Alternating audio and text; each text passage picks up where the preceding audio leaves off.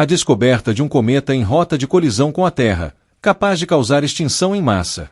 A jornalista Jenny Lerner descobre o plano governamental para lidar com a crise, enquanto a população é informada sobre a ameaça.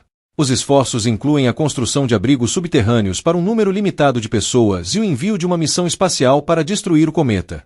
A trama explora a luta pela sobrevivência, sacrifícios pessoais e a busca por redenção diante do fim iminente. Quando a missão falha parcialmente, resultando na destruição de apenas parte do cometa, um impacto catastrófico ainda ocorre, causando tsunamis e devastação global. A história equilibra a grandiosidade da catástrofe com o drama humano, destacando coragem, altruísmo e a capacidade da humanidade de se unir em momentos de crise. Você está no Flash Filmes. Na Virgínia, o clube de astronomia do ensino médio se reúne à noite para observar as estrelas com seus telescópios. Léo Biderman fica confuso porque vê algo no céu que não consegue identificar. Então, seu professor pede que ele tire uma foto para enviar a um astrônomo profissional. As fotos chegam a um observatório no Arizona, onde o Dr. Wolf usa seu telescópio enorme para conferir as informações. Para surpresa dele, ele descobre um cometa que vai colidir com a Terra. Ele tenta imediatamente enviar essa descoberta por e-mail, mas o servidor está fora do ar. Em vez disso, ele coloca os dados em um disquete e batiza o cometa de Wolf-Biderman. Depois, Wolf desce a montanha de carro, enquanto ainda tenta ligar para seus superiores no celular, mas só consegue cair na caixa postal. Ao mesmo tempo, um caminhão vem na pista oposta, e o motorista se distrai quando derruba um cigarro no colo. Como Wolf também está distraído com o telefone, eles não se veem e seus veículos colidem. O carro de Wolf cai da montanha e pega fogo. Um ano depois, em Washington, D.C., a pesquisadora de notícias Jenny implora ao chefe para deixá-la ser âncora, mas ele recusa de novo. Em vez disso, manda que ela pesquise a renúncia repentina do secretário do Tesouro. Durante o almoço, Jenny se encontra com a mãe, Robin, que revela que o ex-marido de Jenny, Jason, se casou com outra mulher, e eles têm gêmeos. Mais tarde, Jenny conversa com o assistente do secretário e descobre que ele pediu demissão depois de falar com o presidente sobre ele, que a assistente supõe ser uma amante. Jenny consegue encontrar o secretário se preparando para partir com a família em um barco cheio de suprimentos. O homem fica paralisado quando Jenny menciona Eli e pede compaixão se ela divulgar a história, explicando que só largou o cargo para ficar com a família. No caminho de volta, o carro de Jenny é cercado por veículos pretos que a forçam a encostar. Descobre-se que é o serviço secreto, que a coloca em outro carro para levá-la a um restaurante. Jenny fica surpresa ao encontrar o presidente Beck esperando por ela. A forma como ele pronuncia faz Jenny perceber que o segredo não é o nome Eli, mas as iniciais ILE. Beck explica que vai falar sobre o assunto em 2 dias durante uma coletiva de imprensa e pede para ela ficar em silêncio até lá, prometendo a primeira pergunta como recompensa. Ao voltar ao escritório, Jenny pesquisa Eli na internet e cai em um site de paleontologia. A sigla significa evento de nível de extinção e se refere ao cometa que matou os dinossauros. Naquela noite, Jenny encontra o pai Jason e a nova esposa dele. Eles ficam tristes por ela não ter ido ao casamento e até lhe dão brincos caros. Mas Jenny não para de pensar na tragédia que se aproxima. Depois de beber muito, ela pede que o pai volte para Robin e vá embora. No dia da coletiva, o chefe de Jenny fica na última fileira enquanto ela consegue a segunda. O presidente Beck conta a todos sobre o cometa Wolf-Biederman, que é maior que o Monte Everest e vai atingir a Terra em 1 ano. Os Estados Unidos se uniram à Rússia para construir uma nave chamada Messia, que vai interceptar o cometa e explodi-lo. Beck também apresenta a equipe da Messia, que aparece em uma videoconferência para explicar como vai pousar na superfície do cometa e colocar as ogivas. O presidente pede para todos continuarem com a vida normalmente e não fazerem estoque de produtos, então ele vai congelar salários e preços. Como prometido, Beck deixa Jenny fazer a primeira pergunta e ela arrisca perguntando 3 coisas, incluindo a renúncia do secretário. Beck admite que a sobrevivência humana está em jogo, mas acha que não há motivo para pânico, pois eles vão vencer essa luta. Outro repórter pergunta sobre a descoberta, e Beck explica que os cientistas responsáveis pela descoberta morreram em um acidente de carro. Em casa, a família de Léo ouve o nome e se pergunta se tem a ver com eles. Logo, todos os vizinhos aparecem na casa querendo respostas. Alguns dias depois, Léo está em todos os jornais e revistas. Ele dá uma coletiva na escola contando o que realmente aconteceu, e todos agora o acham legal. Enquanto isso, a equipe da Messia faz uma festa para aproveitar um dia feliz com as famílias antes de se dedicarem a treinar 24 horas por dia, 7 dias por semana. Naquela noite, eles saem para um bar e discutem os riscos da missão. Por causa do período de rotação do cometa, a equipe tem apenas uma janela de 7 horas para pousar nele antes do nascer do Sol. Eles precisarão trabalhar rápido, porque quando o cometa for alcançado pela luz solar, haverá erupções perigosas de gás. 2 meses depois, a equipe finalmente deixa a Terra em um ônibus espacial que os levará até a estação onde construíram a Messia. Toda a imprensa cobre o lançamento e explica que a Messia era originalmente um projeto chamado Orion, desenvolvido pelos russos para a guerra nuclear. Ela usa um sistema de propulsão nuclear protótipo, que vai permitir que a equipe chegue ao cometa antes de ele se aproximar demais da Terra. A tripulação é transferida com sucesso do ônibus espacial para a nave Messia, e agora eles têm uma longa jornada pela frente até encontrar o cometa. 5 meses depois, repórteres do mundo inteiro se preparam para cobrir a aterrissagem da Messia, e Jenny fica chocada ao descobrir que finalmente vai ser âncora, já que foi ela quem revelou a história.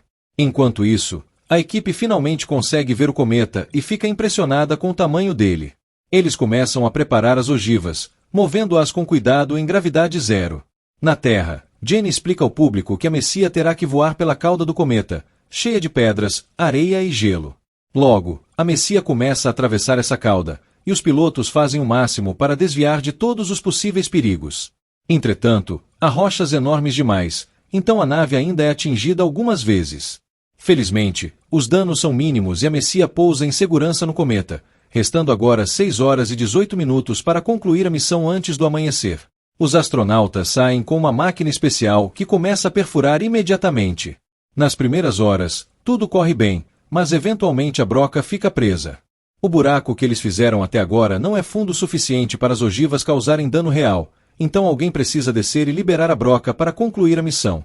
Com apenas 20 minutos restantes, os pilotos na nave percebem que a equipe está demorando demais e não terá tempo de voltar. Eles decidem voar mais perto para resgatá-los, mesmo que isso signifique talvez não ter combustível suficiente para retornar à Terra.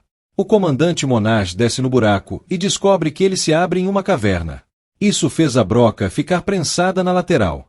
Depois de muito puxar e até pular sobre ela, Monash finalmente consegue soltá-la e começa a subir o mais rápido possível. Os pilotos chegam com a nave, mas precisam parar de voar para economizar combustível, então pousam a uma distância de corrida atrás da equipe. Infelizmente, o tempo se esgota e o Sol aparece. Pouco a pouco, a luz atinge o cometa, então os astronautas cobrem seus visores com protetores solares. Uma erupção de gás joga Monash para fora do buraco antes que ele consiga terminar de subir. Sem tempo de cobrir o visor, o rosto dele acaba queimado. A equipe consegue segurá-lo pelo cabo de segurança e puxá-lo de volta antes de começarem a correr em direção à nave. O gás continua explodindo do solo acima deles e acerta o oficial médico, que é lançado para o espaço aberto. O resto da equipe chega a Messia a tempo, e a nave decola antes que a temperatura piore. Alguns astronautas querem resgatar o doutor, mas não há combustível ou tempo para isso. O rosto de Monash fica em estado terrível e ele não consegue enxergar. Agora o capitão Tanner assume o comando. A Terra recebe uma atualização da missão. A equipe plantou as ogivas, mas perdeu um homem no processo. Jenny lê algumas palavras para homenagear a memória do médico. Quando a Messia está a uma distância segura, a tripulação detona as ogivas. A onda de choque da explosão alcança a nave, sacudindo tudo e interrompendo a transmissão com a Terra. Os astronautas correm para minimizar os danos e conter qualquer incêndio antes que comece, ajudando a nave a se estabilizar rapidamente. Eles discutem o que fazer agora e, considerando os danos, concordam em voltar para casa. Momentos depois, o presidente Beck recebe más notícias e precisa compartilhá-las com o país da maneira mais cautelosa possível. Acontece que a detonação das ogivas só conseguiu partir o cometa em 2 metades, e cada pedaço ainda é grande o bastante para causar danos catastróficos ao planeta.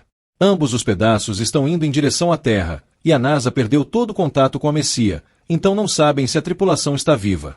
Beck anuncia que o governo tem escavado cavernas de abrigo nos penhascos do Missouri para usá-las como bunker, capazes de abrigar 1 milhão de pessoas, além de animais e plantas suficientes para repovoar a Terra depois que tudo acabar. 200 mil indivíduos já foram selecionados, incluindo líderes, médicos, cientistas, engenheiros, professores, soldados e artistas. Em 1 mês, uma loteria nacional escolherá os outros 800 mil. Os detalhes do procedimento da loteria são enviados para Jenny, que os compartilha em seu programa. O sorteio será em agosto e definirá os vencedores pelos números de seguro social. Entretanto, pessoas com mais de 50 anos não podem participar, a menos que sejam cientistas escolhidos para a reconstrução. Logo, a família de Léo recebe uma ligação avisando que eles fazem parte do grupo pré-selecionado. Faltando apenas 4 semanas para o impacto, Jenny visita Robin, que não participará da loteria. Jenny admite que acha injusto ter sido pré-selecionada só por ser jornalista. Enquanto isso, Léo pede Sarah em casamento para que ela também seja legalmente da família dele e possa entrar no bunker. Sarah não quer deixar os pais para trás, mas Léo promete usar sua fama para colocá-los na lista. Conforme os dias passam, as pessoas pelo país entram em pânico e saqueadores começam a incendiar lojas abandonadas. O fogo não é contido porque os bombeiros estão ocupados preparando os abrigos. No resto do mundo, as coisas também não vão bem. Grandes cidades na América Latina foram tomadas por gangues de saqueadores e em Moscou há brigas por comida e combustível. 2 semanas antes do impacto, Tanner faz alguns cálculos antes de ver como Monash está. O rosto dele não tem mais bolhas, mas os olhos continuam prejudicados. A única coisa que ele enxerga ocasionalmente são flashes de luz. Tanner decide ler para entretê-lo. Quando chega a hora de evacuar, a Guarda Nacional deixa Léo levar sua família e Sarah, mas não a família dela, mesmo com o pedido de Léo. Sarah se recusa a abandonar seus entes queridos e prefere ficar, tendo que ver o ônibus levando Léo embora. Jenny fica sabendo que Robin tirou a própria vida. Depois de pegar os pertences da mãe no necrotério, ela se senta na chuva para lamentar. Jason aparece para buscá-la e revela que a esposa o deixou para se esconder com a família dela. Jenny diz que se sente órfã antes de partir sozinha em um táxi. 5 dias antes do impacto, as pessoas selecionadas e os animais resgatados começam a chegar ao bunker, nos penhascos de calcário do Missouri. Uma multidão se reúne atrás da cerca pedindo para ser salva. Léo vê as pessoas que trouxeram bebês e ouve um soldado dizer que ficarão no bunker por 2 anos. Recusando-se a continuar sem Sarah, Léo se despede da família e foge para resgatar a esposa. Na emissora de notícias, Jason traz fotos de infância para Jenny e diz seu último adeus deixando-a em prantos. Naquela noite, a NASA lança uma série de mísseis conhecidos como Titãs para destruir o cometa, e Jenny acompanha a trajetória deles em seu telejornal. Beck divulga os resultados. Os mísseis falharam. A humanidade precisa se preparar para o impacto. O pedaço menor do cometa foi batizado de Biedermann e vai atingir a Terra em 12 horas, perto de Cape Hatteras, no Oceano Atlântico. Isso significa que um tsunami chegará à costa leste dos Estados Unidos e destruirá cidades muito importantes como Nova York e Filadélfia. O corpo principal do cometa, chamado Wolf, cairá no oeste do Canadá algumas horas depois, e esse será realmente o evento de extinção em escala global. Durante 2 dias após o impacto, poeira e destroços encherão o céu e o deixarão escuro por 2 anos. Sem luz solar, toda a vida vegetal e animal morrerá. 10 horas antes do impacto, Tanner termina seus cálculos e anuncia que tem um plano. Eles não podem fazer nada em relação ao fragmento Biedermann, mas ele acredita que podem parar o cometa principal chamado Wolf para salvar a humanidade. Como as erupções de gás criaram uma fissura enorme até o centro do cometa, eles podem colocar as ogivas restantes nesse buraco e explodi-lo em pequenos pedaços. A nave Messia não tem muito combustível sobrando, então não pode pousar no cometa nem partir depois do serviço. Eles vão jogar a própria nave na fissura e morrer no processo. É difícil encarar a ideia, mas a tripulação concorda que não há outra opção. Eles entram em contato com Houston e compartilham o plano para levar esperança às pessoas.